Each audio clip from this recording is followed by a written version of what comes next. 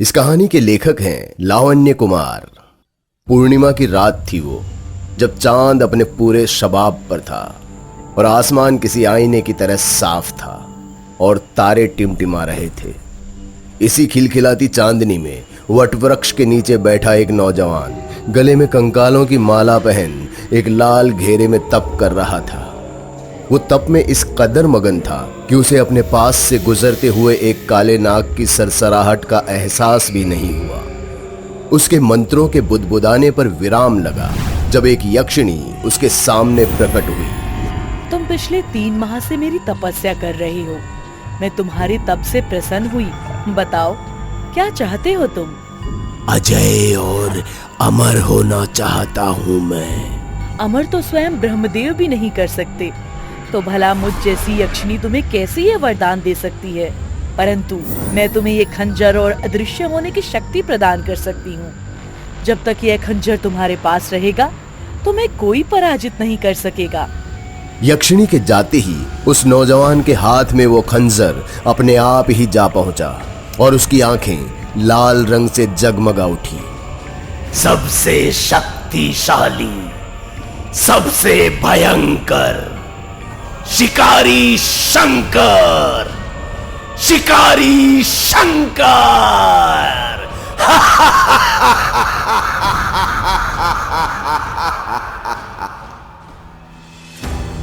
चेड़िप अभी इस प्रयास में थी कि किसी तरह उस जाल को तोड़कर बाहर निकल पाए, पर बिजली के जोरदार झटके और शरीर पर आए गहरे घावों ने उसे जरा कमजोर कर दिया था।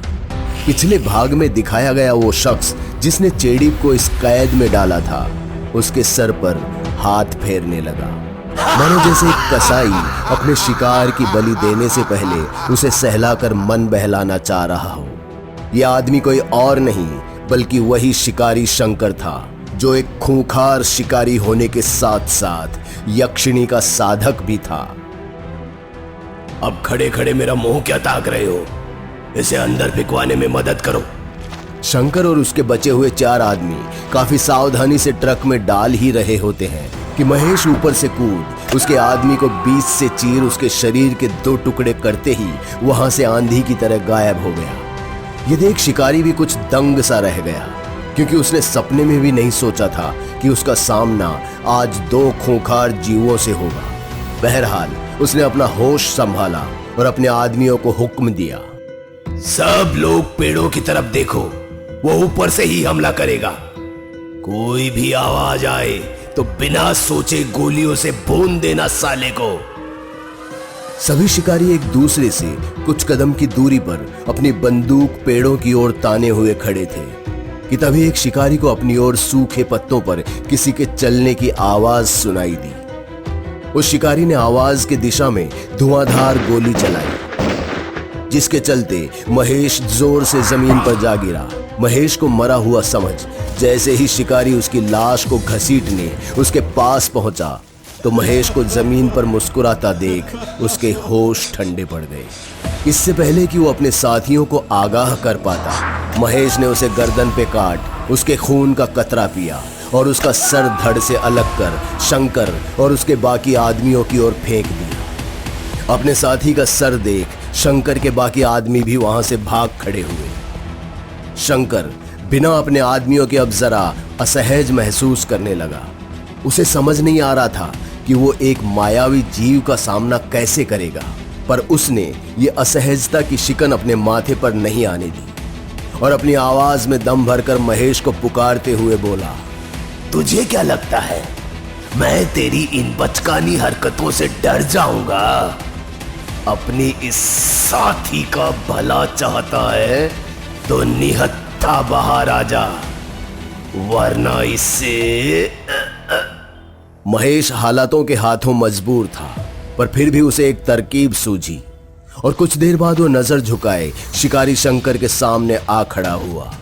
शिकारी शंकर ने अपनी जेब से एक काली हथकड़ी निकाल उसके सामने फेंकी और कहा, ये ले, चल घुटने के बल बैठ और अपने हाथ बांध इससे। महेश अपने घुटनों पर आ चुका था, मगर इससे पहले कि वो खुद को हथकड़ी लगाता, उसने अपने दाएं हाथ से मिट्टी उड़ा शंकर का ध्यान भटकाया और उसकी गर्दन दबोचने उस पर कूद पड़ा। मगर शिकारी शंकर ने भी कच्ची गोलियां नहीं खेली थी। आंखें बंद होने के बावजूद भी उसने महेश के दोनों हाथ अपनी गर्दन पर पहुंचने से पहले ही पकड़ लिए, जिसके जवाब में महेश ने अपना सर उसके सर पर दे मारा, जिसके कारण शंकर का माथा लहूलुहान हो चुका था। क्यों बेटे, अब आए होश ठिकाने? शिकारी शंकर ने एकटक महेश की ओर देखा और बिना कुछ कहे बस जोर जोर से हंसने लगा।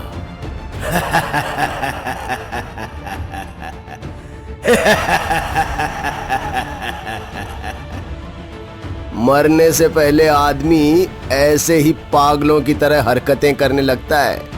ये सुनकर शिकारी शंकर की हंसी उसके होठों से गायब हो गई और गुस्से में बुदबुदाते हुए उसने एक मंत्र का जाप किया और देखते ही देखते महेश की आंखों के सामने से गायब हो गया। महेश, जो अब तक स्थिति के हिसाब से नियंत्रण में था, शंकर के यूं गायब होते ही चिंतित दिख रहा था।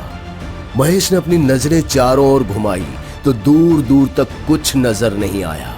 इससे पहले कि वो कुछ समझ पाता, अदृश्य हुए शिकारी शंकर ने उसके बाएं पैर को जकड़ कच्ची सड़क से दूर जंगल के भीतर उसे घसीटता हुआ ले गया। महेश अपनी जान बचाने के लिए अपने नाखून जमीन में गाड़ने लगा और अपनी दूसरी टांग से तब तक मारता रहा जब तक उसे घसीटने वाले की पकड़ नहीं छूटी। पकड़ छूटते ही महेश बेसुध हो दौड़ा और कुछ देर बेतहाशा दौड़ने के बाद एक बड़े से पेड़ के पीछे जा छुपा। शिकारी शंकर, जो अब एक गुलमोहर के पेड़ पर खड़ा था, सीटी बजाते हुए महेश का उपहास करने लगा। क्या हुआ बच्चे? तू तो मेरे होश ठिकाने लगाने वाला था, अब कहां गया? महेश एक कोने में दुबक कर छुपा हुआ था। एक वैम्पायर होने के कारण उसे हल्की से हल्की भी स्वर की ध्वनि बहुत तेज सुनाई देती थी। कुछ देर इंतजार करने के बाद जब उसे एक भी आवाज सुनाई नहीं दी तो खतरा टल गया। ये मानकर वो रेंगते हुए धीरे धीरे जंगल से बाहर कच्ची सड़क की ओर चल पड़ा। उसे रेंगते हुए अभी कुछ पल ही हुए थे कि अचानक उसे अपने पीछे किसी के सूखे पत्तों पर कदम रखने की आवाज सुनाई दी। जब उसने पीछे मुड़कर देखा तो वहां कोई नहीं था, मगर आगे मुड़ते ही उसके चेहरे पर एक खंजर से बहुत तेजी से वार हुआ। महेश दर्द से कराहता हुआ जमीन पर लेट चुका था। उसका चेहरा बुरी तरह खून से सना हुआ था। शिकारी शंकर ने अपने खंजर से महेश का खून चाटा और छाती को कुचलते हुए बोला, तू यही सोच रहा है ना कि वैम्पायर है तू, और ऐसे छोटे मोटे घाव तो पल भर में भर जाते हैं तेरे, पर ये नहीं भरेंगे। यक्षिणी के वरदान से मिला है ये खंजर, तेरे जैसे नर पिशाचों की चमड़ी उधेड़ सकता है। अपनी बात समाप्त कर शिकारी शंकर वैम्पायर महेश के हाथों में हथकड़ी डाल उसे घसीटता हुआ वहीं ले जाता है जहां उसने चेडिप को बंदी बनाया हुआ था। जख्मी महेश को उसके बगल में पटक शंकर ट्रक में कुछ ढूंढने चला गया। चेडिप महेश की ये हालत देख भावुक हो गई और जाल में कैद अपने हाथ पैर छटपटाने लगी। रहने दो, जितना छटपटाओगी परेशानी तुम्हारे लिए ही बढ़ेगी।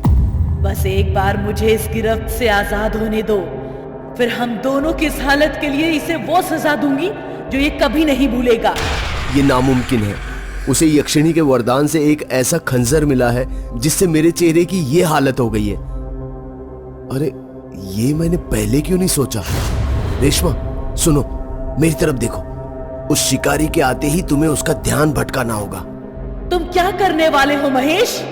मैं हम दोनों को यहाँ से सुरक्षित निकालने की तरकीब सोच रहा हूँ। इतना कहकर महेश ने हथकड़ी से अपना हाथ खोलने के लिए अपना अंगूठा डिसलोकेट किया और जैसे ही उसका बायां हाथ आजाद हुआ उसने बिना शोर किए चुपचाप ट्रक की ओर अपने कदम बढ़ाए ताकि शिकारी से उसका खंजर छीन सके। महेश जैसे ही ट्रक के खुले दरवाजे के पास पहुंचा तो उसे अंदर से शिकारी के बात करने की आवाज सुनाई दे रही थी।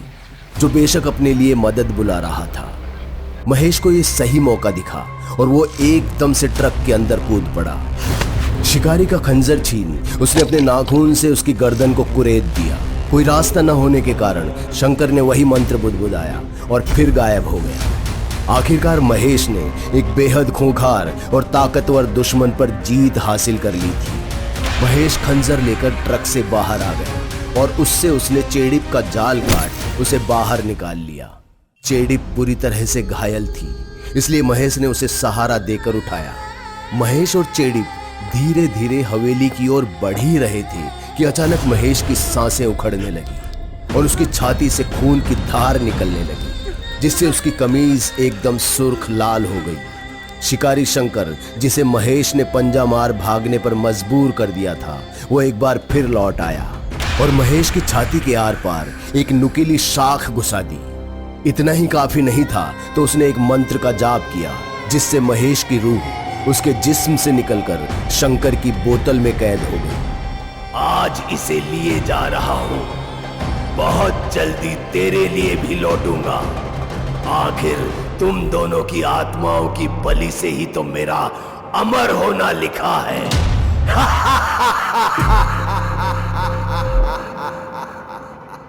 ये चेतावनी दे शिकारी शंकर उस जंगल से हमेशा हमेशा के लिए गायब हो गया और पीछे छोड़ गया तो बस महेश का शव, जिसे देख चेड़िप बदहाल बस रोए जा रही थी।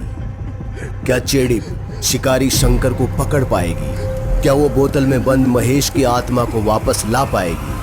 आगे की कहानी अगले भाग में। दोस्तों, अगर आपको हमारी कहानी अच्छी लगी हो तो लाइक, कमेंट और शेयर जरूर करें। साथ ही रेगुलर अपडेट के लिए चैनल को सब्सक्राइब करें। और अगर आपके पास भी कोई डर से भरी दमदार कहानी है तो भेजिए हमारे मेल एड्रेस पर अभी।